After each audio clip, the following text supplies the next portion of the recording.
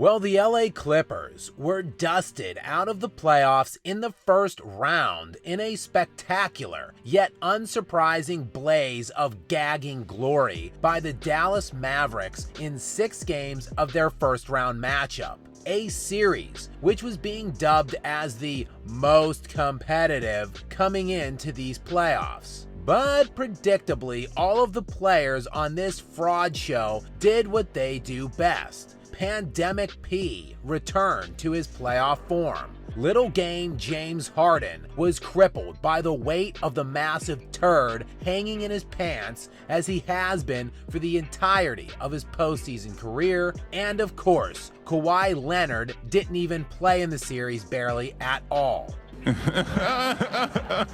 Oh, and then there was Russ, who put the brick in West Brick throughout the course of this series, shooting an incomprehensible 26% from the field in the 6 games. And the abomination that was this LA Clippers team got put out of our misery mercifully by the Dallas Mavericks, and it marks a pretty glorious day in these NBA playoffs. The no bums allowed playoffs, that is. As the entirety of the fraudulent losers who have been masquerading around as all-time greats while simultaneously going out of their ways to destroy the competitive balance of the NBA and rig their ring count as much as possible, have all flamed out in the first round of these playoffs. Of course, the ringleader, pun intended, LeBron James, is the one who got this party started back in 2010, when he took his talents to South Beach to pair with an ascending top 5 player at the time, Dwayne Wade. And when that team was showing signs of slippage, he crawled his ass right back to Cleveland, where of course he couldn't win a damn thing for 7 years during his first stint. But not to worry, the Cavs team he rejoined in 2014 was supercharged, with the first overall pick in the 2011 NBA draft, Kyrie Irving and Kevin Love coming on to join the party. Once James used up that talent, it was time to have his bestie and agent Rich Paul collude with Anthony Davis and force the Pelicans to send that top 5 player LeBron's way in Tinseltown. And despite AD playing every bit like a top 5 player in these playoffs, the chosen one went out via the gentleman's sweep at the hands of Nikola Jokic for the 2nd season in a row, as, of course, he rode that broom into the offseason last year.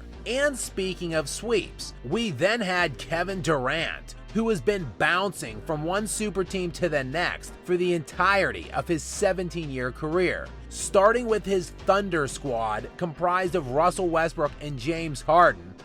Moved on from them to the Steph Curry 73-win Golden State Warrior team before heading to Brooklyn to team with Kyrie Irving and James Harden.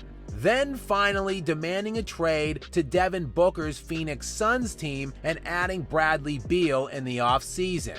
He was bounced out as well in short order in his first round matchup against the Timberwolves, bringing us finally back to his teammate in 2 of those stops, and the latest victim of the first round ousting at the hands of Luka Doncic last night, Jim Harden, who does his best work at strip clubs and in buffet lines. He too has played with an embarrassment of riches throughout his career, including this year's Clippers squad, a team he handpicked when he stabbed longtime confidant Daryl Morey in the back on his way out of Philly. And this generational scorer and former league MVP has paired with fellow MVP Kevin Durant in 2 different stops, played with Joel Embiid in his MVP season, and now this pairing in Hollywood, one that unites 2 former league MVPs and 2-time Finals MVP Kawhi Leonard. Which, shout out to him too, as Leonard, who forced his way out of arguably the best run NBA franchise this century in the Spurs, sailed under a lucky star in winning the 2019 NBA championship with the Raptors amid the Durant and Thompson injuries. But he wanted to get back home to Los Angeles, Mind you, he didn't have the sack to make that move on his own and needed to reach out to fellow LA native and snake Paul George to collude with him and have him force his way out of Oklahoma City, despite the fact George still had 3 years left on his contract with them at the time.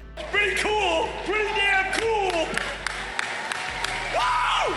And now, thankfully for all of us, all of these frauds have been bounced out of the first round of the playoffs, and we can finally start enjoying real basketball and celebrating real players for the first time in seemingly around 15 years now. And the remnant crop of title contenders, at least in the West, are chock full of young ascending stars on great young teams built perfectly to complement them.